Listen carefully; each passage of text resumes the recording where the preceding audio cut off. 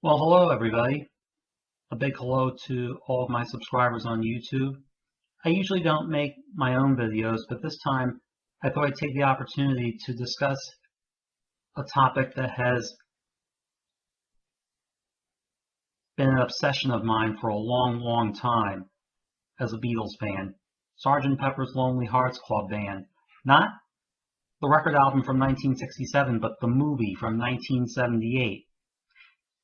As you might recall, film producer and Bee Gees manager Robert Stigwood wanted to make a movie musical based on the music of the Beatles. And he made a movie based on the Sgt. Pepper album, and it came out in July 1978, about a month after Grease, which he also produced, came out. Now, of course, Grease is considered a classic. It was a huge hit. And it has a big fan base, whereas the Sgt. Pepper movie has been virtually forgotten by Beatles fans and musical film buffs alike. There's a good reason for this. The Sgt. Pepper movie sucked. Yes, sucked. Big time. But the funny thing is, I actually saw it when it first came out in the theaters. I was 12 years old, and I actually liked it. I mean, I still don't understand how I could possibly like such an awful movie, but then I was a kid, I didn't know much about the Beatles beyond their greatest hits, and I hadn't heard the original Beatles versions of most of the songs that were used in the movie. They were mostly from not just the Sgt. Pepper album, but also from Abbey Road. Well, what happened was I got the original Beatles records, and I realized how so much better the original Beatles recordings were than the Beatles covers in the Sgt. Pepper movie. And then I saw the Sgt. Pepper movie on TV after having seen it not once but twice in the theaters. Twice. But I saw it the third time on TV, and I didn't like it as much, and eventually I grew to hate it because I came to realize what a piece of crap it is. A lot of people hated it, and I thought it was because they hated the Beatles. No, these were people who loved the Beatles. They loved their music, but they hated what was done with it. And now, as a die-hard Beatles fan myself, who has all their albums, I hate it too, because it completely ruined the songs that were used. And it made a mockery of the Beatles' legacy. And maybe I should provide some background information. Robert Stigwood, he was actually a partner of Brian Epstein back in 1967 or so when Sgt. Pepper first came out. And he brought a lot of new talent into Epstein's company, including the Bee Gees and also Cream. The Beatles couldn't stand him. Brian Epstein was actually going to sell a majority share of his company to Robert Stigwood, and John Lennon said to Brian Epstein that if he did that, the Beatles would only record off-key versions of the British national anthem. And to make a long story short, Brian Epstein died in August of 1967, and Robert Stigwood was given a ton of money to go away. And here's how the movie came about. First of all, there was this Broadway revue called Sgt. Pepper's Lonely Hearts Club Band on the Road that played for about 7 or 8 weeks at the Beacon Theater in 1974. John Lennon had made his peace with Robert Stigwood, and he actually attended the premiere. Paul McCartney, on the other hand, tried to stop it with a lawsuit. He must have seen what was coming, because sure enough, Robert Stigwood decided that he wanted to go on better. He wasn't really satisfied with how the Broadway review came out, so he thought he could do better by making a movie out of it. Now, Stigwood had produced a couple of rock operas, both on stage, Broadway in New York, the West End in London, and he also produced the film versions of them as well. He produced Jesus Christ Superstar on the West End on Broadway and the movie version, and he also produced the movie version of The Who's Tommy. And he wanted to make another rock musical that would be just like Tommy, but the big screen. Now, here's where he went wrong, because first of all, unlike Tommy, which was a legitimate rock opera from start to finish and had an actual storyline, the songs on Sgt. Pepper had little, if any, of a common theme. It was supposed to be a concept album, right? The concept was a fantasy concert. John Lennon later said that there was really no concept of Sgt. Pepper, and the only reason the concept worked was because the Beatles said it worked. And he said that every song on that album could have been on any other Beatles LP. And it is true that the songs on the Sgt. Pepper album don't have much in common, if anything, with each other. Although Nicholas Schaffner, author of The Beatles Forever, did say that Sgt. Pepper was a collection of songs of innocence and experience. So there's an accidental theme right there, innocence and experience. And when you think about it, Stigwood could have made a very engaging movie on that, based on that very idea, innocence and experience. The innocence of seeing a girl in the sky wearing diamonds, as Lucy in the Sky with Diamonds was. Or the experience of having lived a long life, as described in When I'm 64, or just the innocence of looking forward to being 64 at the age of 16 when Paul McCartney wrote that song. And of course, A Day in the Life. Well, come on. Talk about a song about experience, huh?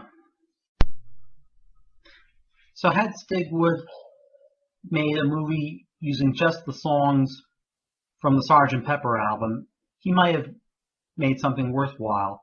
Instead, he decided to shove as many Beatles songs in his movie as possible. 28 in all. 11 from the Sgt. Pepper album, 12 from Abbey Road, and 5 more from other Beatles records.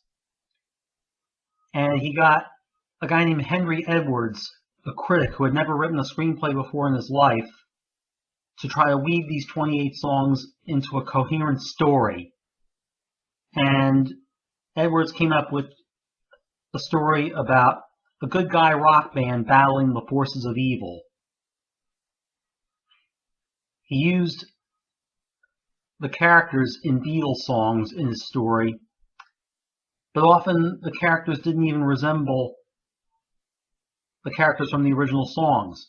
Being for the benefit of Mr. Kite, John Lennon wrote that song based on a Victorian carnival poster, and Mr. Kite was an actual person, William Kite. He was a circus performer. In the movie, he's the mayor of a small town in the American Midwest. Lucy in the Sky with Diamonds. John Lennon got the idea from one of his son Julian's nursery school paintings. Julian Lennon painted a portrait of his nursery school classmate Lucy O'Donnell, and he painted her in a scene in which she's silhouetted in a field of stars. When he showed his father his painting, John Lennon asked Julian, "What is that?" And Julian said, "It's Lucy in the Sky with Diamonds." I always love that story. Well, in the movie, Lucy is a slutty bad girl disco singer who likes to make a lot of money. What? Even fictional characters from Beatles songs were different in the movie. Maxwell's Silver Hammer. In the original Beatles song, Maxwell Edison is a homicidal medical student who kills people by hitting them on the head with his silver hammer. In the movie, he's a doctor who turns old people into young people by hitting them on the head with his silver hammer. What? Oh, and I saved the best for last. The heroine in the movie is named Strawberry Fields, the name of a place, of course, a place in Liverpool, as an excuse to feature Strawberry Fields Forever. Yeah, I know. Why didn't they name the heroine Penny Lane and make her a pretty nurse selling poppies from a tray? Before I discuss the cast of Sgt. Pepper in full, I have to point to the movie's stars, Peter Frampton and the Bee Gees. Frampton, of course, was one of the biggest solo rock and roll artists of the mid-70s. He had put out his live album, Frampton Comes Alive, and I think it's still the best-selling live album in the history of the music business. The Bee Gees had just had a string of hits from the soundtrack for the movie Saturday Night Fever, which of course was produced by Robert Stigwood, who, as I've already mentioned, was the Bee Gees' manager. Now, how Frampton got involved in this is kind of interesting. Robert Stigwood approached him and he wanted him to play the lead role, Billy Shears. And Frampton said no. As he understood it, Stigwood was going to make this movie using the Beatles' music, but without the participation of any of the Beatles. And he thought that making a movie based on the Beatles' music without the Beatles was sacrilege. A short time later, Stigwood got back to him and said that Paul McCartney was going to be in his movie. And when Frampton heard that, he said, "Oh, sure, I'll do it," because he wanted to work with Paul McCartney.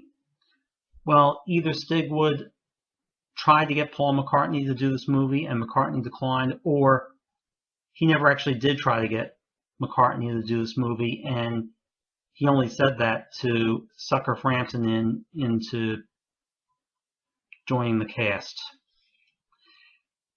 And Frampton found out the hard way. After he agreed to do the movie, he met Paul McCartney and Linda McCartney backstage at a Wings concert in England, and he said to Paul,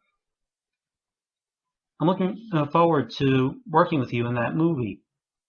And Paul said, "What movie?" And Frampton said, the movie based on Sgt. Pepper that Robert Stigwood is producing. And Paul McCartney replied, "You must have heard wrong, mate. I'm not in it." And Frampton just said, "Oh no." He knew he was suckered in, but it was too late for him to do anything about it. As for the Bee Gees, they probably just did this movie because, well, Robert Stigwood was their manager. Although 2 weeks into the shooting, they went to Stigwood and begged him to let them get out of the movie because they didn't think it was going to make it. It was going to be a disaster. And Stigwood thought it was going to work. In fact, he thought the Sgt. Pepper movie would be the baby boom generation's Gone with the Wind. Well, the Sgt. Pepper movie is like Gone with the Wind. It blows. The storyline that was dreamed up went something like this. Sgt. Pepper and his marching band, the Lonely Hearts Club Band, go to France in 1918 and end the First World War by playing their magic instruments, which bring peace and love to all the soldiers on both sides. They go back to their hometown of Heartland, USA, where they go in and out of style for many years, and then in 1958, the town of Heartland erects a weather vane in Sgt. Pepper's honor on top of City Hall, and Sgt. Pepper starts to play his cornet at the dedication ceremony when he suddenly drops dead. 20 years later, get it? His grandson Billy Shears, played by Frampton, and a trio of brothers, the Hendersons, played by guess who? No, not the Guess Who, the Bee Gees, form a new rock and roll group that uses the Sgt. Pepper's Lonely Hearts Club Band name and carries on the tradition of bringing love and joy to the townspeople. Eventually, a CD record mogul hears about them and asks them to send him a demo record. They make a demo record, they send it to him, and he gets back to them and tells them he wants to sign him to his record label. So they go to Hollywood. They get involved in sex and drugs and a really weird banquet. They sign the contract. They start making records, and then they start giving concerts, and soon they're the biggest band on the planet. Meanwhile, an evil rock band hoping to take over the world sends its top henchman, Mean Mr. Mustard, to Heartland and tells him to steal the magic instruments and take over the town, which he does. And he then turns Heartland, which is a wholesome and squeaky clean place, into a place full of casinos, brothels, and saloons. Strawberry Fields, Billy Shears' girlfriend, runs away from her home in Heartland, goes to Hollywood to tell Billy and the Hendersons what has happened, so they go out to look for the instruments. Well, their absence causes the cancellation of their next concert tour, but the record company lures them back to Heartland by sponsoring a benefit for Mr. Kite, and oh, forget it. My point, and I do have one, is that there is no plot whatsoever. It's just a bunch of random episodes strung together by the songs. They tried to rectify this by getting George Burns, who played Mr. Kite, the mayor of Heartland, to narrate the story. You're supposed to show, not tell, what's going on in a movie, especially a musical. If a movie needs a narrator to tell you what's happening, it usually means that nothing is happening. And the cast was probably the most diffused collection of entertainers ever assembled for a Hollywood movie musical. And nowhere was this more apparent than pairing Frampton with the three Gibb brothers, where the chemistry meter read 0. Now, Frampton was, and still is, a well-respected guitarist. He can rock out pretty well, and he plays some interesting solos, especially with his talkbox guitar. But he's never been a charismatic performer. There's nothing wrong with that. You know, you go to a Frampton show to hear the music, not for the charisma. He's a journeyman musician, but he's not really a lively performer. The Bee Gees, on the other hand, were lively, energetic showmen who could really put on a great concert, but they had no rock credibility. Their music was more pop than rock. Stig would probably thought that the weaknesses of each act would be canceled out by each other's strengths. Well, not only did the opposite happen, but the weaknesses illuminated a common flaw. Neither Frampton nor the Bee Gees could act. They spent a lot of time mugging for the camera to convey what their characters were supposed to be thinking or going through, because remember, there was no dialogue in this movie except for George Burns' narration. It was just people singing Beatles songs. That's a very important thing to point out.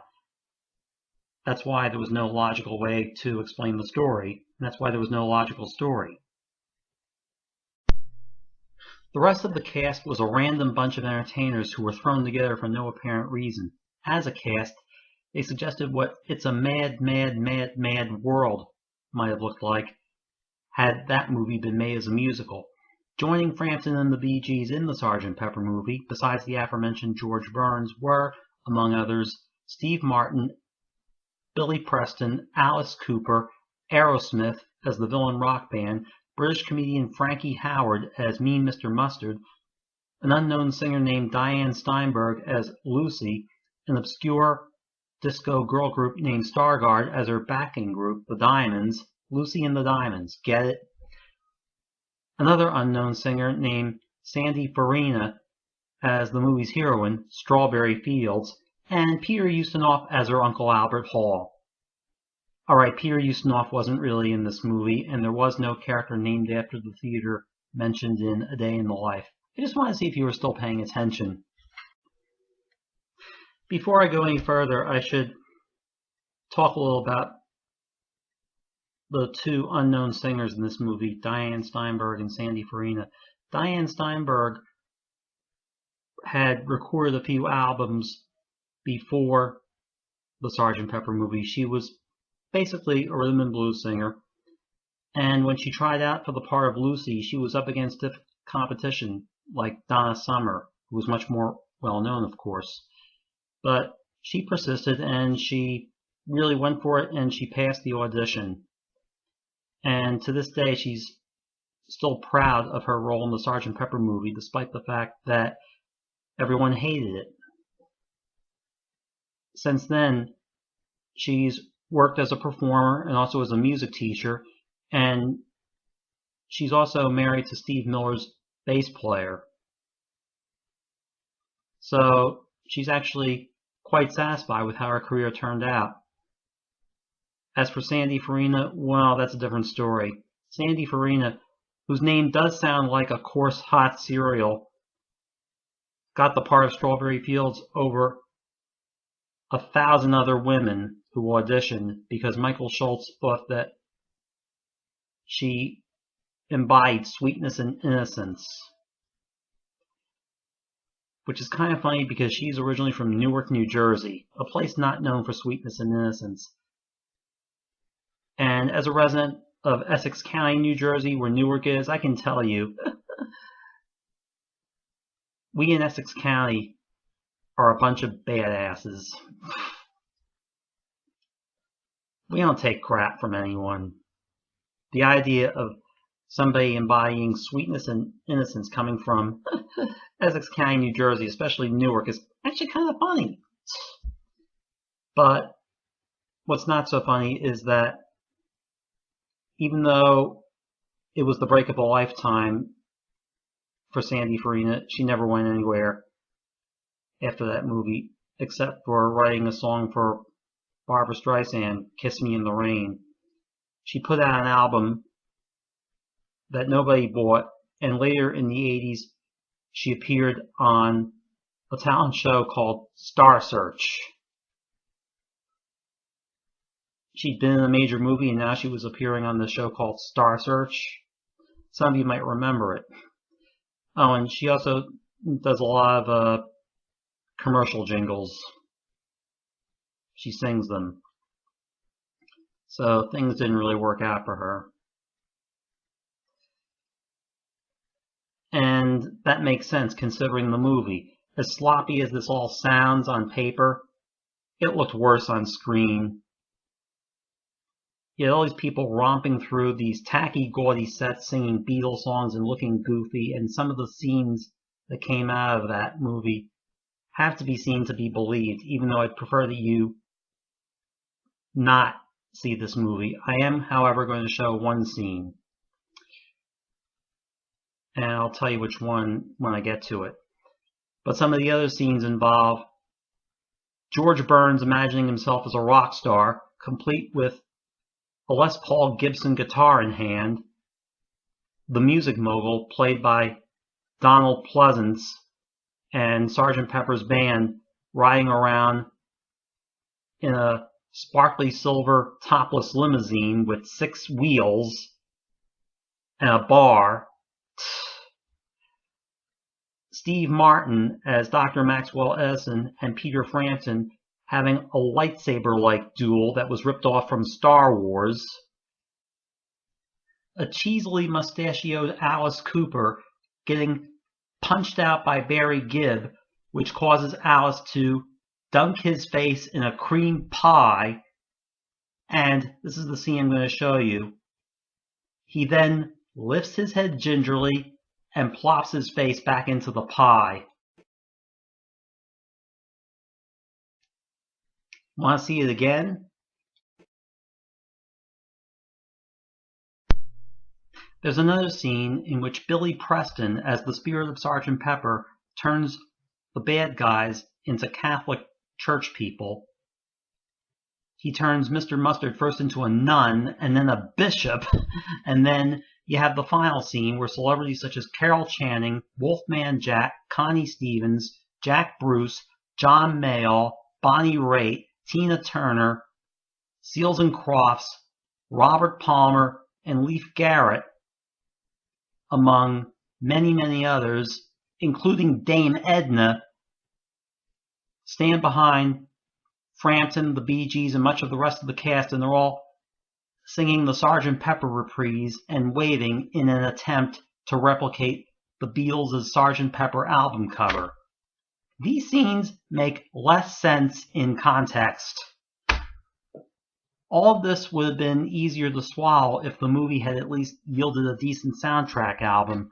Unfortunately, the soundtrack album is just as bad as the movie. In fact, it may even be worse. Most of the Beatles covers in this movie are really, really bad. Some of them are just lousy, like the covers of With a Little Help from My Friends and Getting Better, as done by Peter Frampton and the Bee Gees. They try to copy the original Beatles arrangements for both songs, and they sound just so pat and lifeless. And some are even worse than that. Sandy Farina, she has a great voice, but she has no business singing Beatles songs. She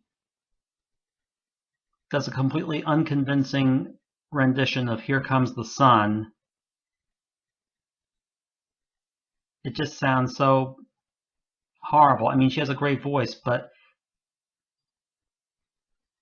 it just sounds all wrong. And Sandy Farina's cover of Strawberry Fields Forever is even worse. Not only is she dissociated from the song, and not only is the musical arrangement lousy, but remember, she's playing a character named Strawberry Fields, so she's essentially saying, let me take you down because I'm going to myself. And then there's her duet with Frankie Howard. I have to set this up. In the movie, Mean Mr. Mustard, played by Frankie Howard, has a crush on Strawberry Fields, played by Sandy Farina, and there's a scene where Mean Mr. Mustard and his henchman, the Brute, kidnap Strawberry Fields and tie her up. And so there's a scene where Strawberry Fields is all tied up and Mean Mr. Mustard is serenading her with a line of When I'm 64. And then after a few verses, she starts singing When I'm 64, and it turns into a duet. And she's singing about how they'll grow old together and how they'll rent a cottage every summer on the Isle of Wight. And he's kidnapped her. She's someone else's girlfriend. He's kidnapped her, and she's singing about growing old with him. That only makes sense if you figure that Strawberry Fields is suffering from Stockholm Syndrome. There's another cover I should mention.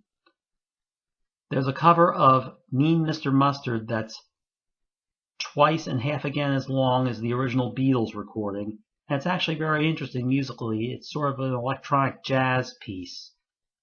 And it probably would have been one of the better covers of a Beatles song in this movie, if not for the fact that it's sung by electronic voices. And the reason for that is Mr. Mustard has a pair of female robot assistants. I kid you not.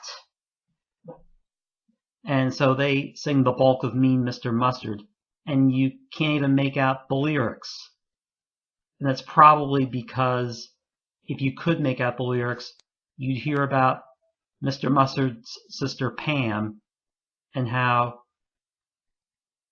she takes him out so he can shout obscenities at the Queen. There's no Pam Mustard in this movie, and the movie takes place in America.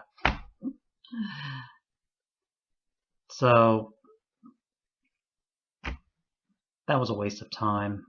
It really was. Yeah, there are really a lot of horrible Beatles covers here.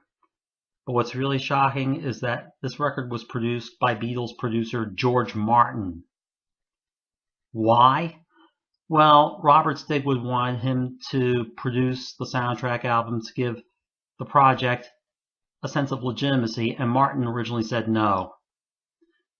But his wife Judy convinced him that he should do it, because if he didn't, someone else might produce the record, and he would never know if he could have done a better job with it. In other words, Judy Martin was afraid that another producer might do a worse job, which is kind of terrifying because the soundtrack album, as done by George Martin, was bad enough. But I have to give George Martin a pass here. He was not to blame for the record's awfulness. True, he did try to replicate many of the Beatles' original arrangements, but that's not the biggest problem with the soundtrack album. The biggest problem is that you had a lot of performers who didn't know how to sing a Beatles song. They didn't know how to interpret them. They didn't know how to give them any new meaning or anything fresh for the most part. And that's why you had all these lousy Beatles covers. Not all of them were lousy, though. Two of them were actually very good. Earth, Wind & Fire's rendition of Got to Get You Into My Life and Aerosmith's cover of Come Together. There was just one little problem. Martin didn't produce Earth, Wind & Fire's recording. That was produced by Earth, Wind & Fire's leader, Morris White. And the cover of Come Together, done by Aerosmith, was co-produced by Martin and Aerosmith's producer Jack Douglas. If there's one cover that George Martin produced entirely by himself that deserves praise, it would be Billy Preston's cover of Get Back. And of course, Billy Preston played on the original Beatles record. He played keyboards, of course, and he replicated his original keyboard solo for his cover. No one other than the Beatles themselves has a right to perform Get Back more than Billy Preston did. And Martin did have some success with other Beatles songs, but it was mostly canceled out because I'm not saying because this is what happened. I'm referring to the song Because, the one John Lennon based on the reverse chords of Beethoven's Moonlight Sonata, which had John Lennon, Paul McCartney, and George Harrison sing these gorgeous three-part harmonies. Well, Martin was able to get the Bee Gees to replicate those harmonies on the recording done for the movie. But the Bee Gees were only singing backup. Alice Cooper had to overdub a lead vocal because his character sang "because" in the movie. And when he did a first take, he tried to sound like John Lennon, and George Martin said to him, "Well, that's really good, but how would Alice Cooper sing it?" So Alice Cooper redid his vocal the way Alice Cooper would do it. It was a spoken vocal that sounded like Truman Capote on helium. Love is old, love is new. Love is all, love is you, sweetie. And Martin also did a very good arrangement of The Long and Winding Road for Peter Frampton. A whole lot better than Phil Spector's overdubs on the original Beatles release. But Frampton delivered a nasal, whining vocal, and it did not sound right at all. And the musicians weren't all that great either. The musicians include 3 members of Toto, including the late drummer Jeff Porcaro. Now, these guys were skilled session musicians, and they sounded pretty good on other people's records. Jeff Porcaro, for example, did some really great drumming on Steely Dan and Boz Scaggs albums. But just like Sandy Farina had no right to sing Beatles songs, these session musicians had no right to play Beatles songs. Jeff Porcaro and a couple of other guys on this record later formed Toto. That says a lot. They had some other side men. Bernard Purdie, who played on a few Steely Dan records. They also had Larry Carlton on guitar. They even had Jeff Beck. Martin had worked with Jeff Beck before. You think any Beatles cover with Jeff Beck playing guitar would work? After all, Jeff Beck did an instrumental version of She's a Woman on one of his own albums. But the spark just wasn't there. They just phoned it in. Just like many of the performances in the movie, just like many of the vocal tracks on the album were phoned in. Well, needless to say, the Sgt. Pepper movie was a complete disaster at the box office, and the critics really hated it. Janet Maslin of the New York Times famously said, "This isn't a movie. It's a business deal set to music." And Dave Marsh, the rock critic, as much as he hated the movie, hated the soundtrack album even more. About 2 million, maybe 3 million people bought this record. It peaked at number 5. And I must confess, I own the soundtrack album too. I threw it out a long time ago. But Dave Marsh said of all the people who bought it, P.T. Barnum was right, and euthanasia may have untapped possibilities. Jimmy Gutterman and Owen O'Donnell, in their book The Worst Rock and Roll Records of All Time, said that Beatles fans should be excused for wishing that when the Sex Pistols toured at the time this album was made, they had come armed with guns, not guitars. Anyway, the album dropped out of the top 10 once the reviews for the movie were in, and once enough people went to see the movie and let everybody know through word of mouth not to go and see this movie. Stigwood had so many copies of the Sgt. Pepper soundtrack album printed, it came out on his label, RSO, that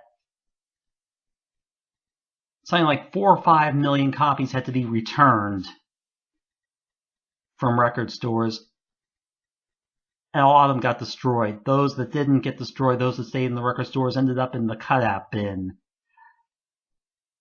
And even worse was Springboard Records made a copycat version of the soundtrack album. They used a sound-alike band to sound like Peter Frampton, the Bee Gees, and the rest. They made this fake soundtrack album, and they were hoping that record buyers would make the mistake of buying that instead of the legitimate soundtrack album. And what happened was that record store workers made the mistake of thinking it was the legitimate soundtrack album, and they sent all these springboard fake Sgt. Pepper albums to RSO.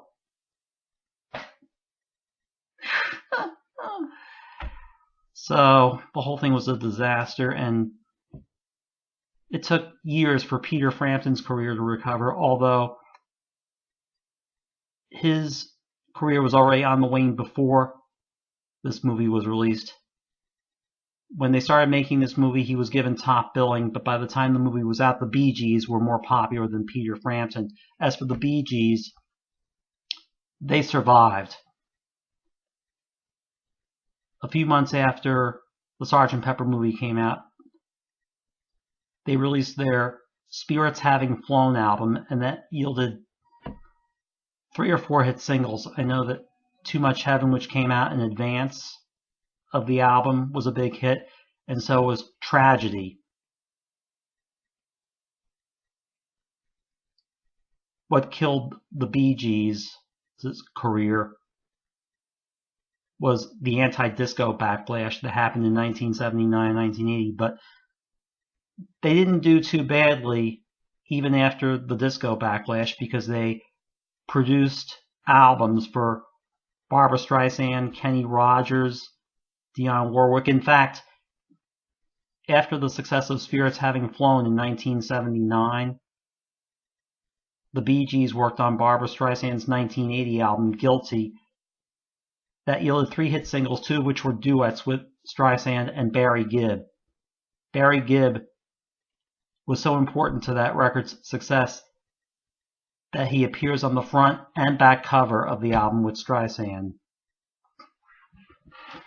So I wouldn't say that this movie destroyed the Bee Gees' careers. I mean, they survived, but it took a long, long time for Peter Frampton to live down the reputation of the Sgt. Pepper movie. Even his own mother said, when asked about that movie, "What? That awful movie?" And Frampton became a performer on Ringo Starr's periodical all-star band tours, because Ringo appreciated Frampton's talents as a guitarist. During one of the all-star band tours, Frampton was backstage giving an interview with a journalist, and the journalist mentioned the Sgt. Pepper movie, and Ringo was nearby, and Frampton was very embarrassed, and Ringo just smiled and said, "Oh, we don't talk about that." Ringo's a good guy. You know what's really offensive about this movie, though? The Sgt. Pepper movie tries to present the Beatles' music as wholesome, family-friendly, and Disney-esque. The Beatles were none of those things. Good grief, the Sgt. Pepper album was inspired by drugs. And if you ever see the movie, and I pray you don't, you can tell there was a lot of cocaine involved. There are a couple of good things to be said about this movie, though, in conclusion. For one thing, it introduced me to Frankie Howerd. He was one of the funniest comedians to come out of Britain. His BBC sitcom Up Pompeii, where he played a Roman slave, is hilarious. And there are a couple of other good things about this movie. The performances from Earth, Wind & Fire, who did Got to Get You Into My Life, and Aerosmith, who did Come Together, are 2 of the finest Beatles covers ever. And I guess I ought to give some credit to Robin Gibb for his ballad rendition of Oh Darling. That's not really too bad. And to be honest, a lot of people appreciate this movie as camp. So bad it's good. And most Beatles fans have gotten over the whole thing. However, I still wish that as punishment for making this movie, Robert Stigwood had gotten what Alice Cooper got: a cream pie in the face. Want to see it again?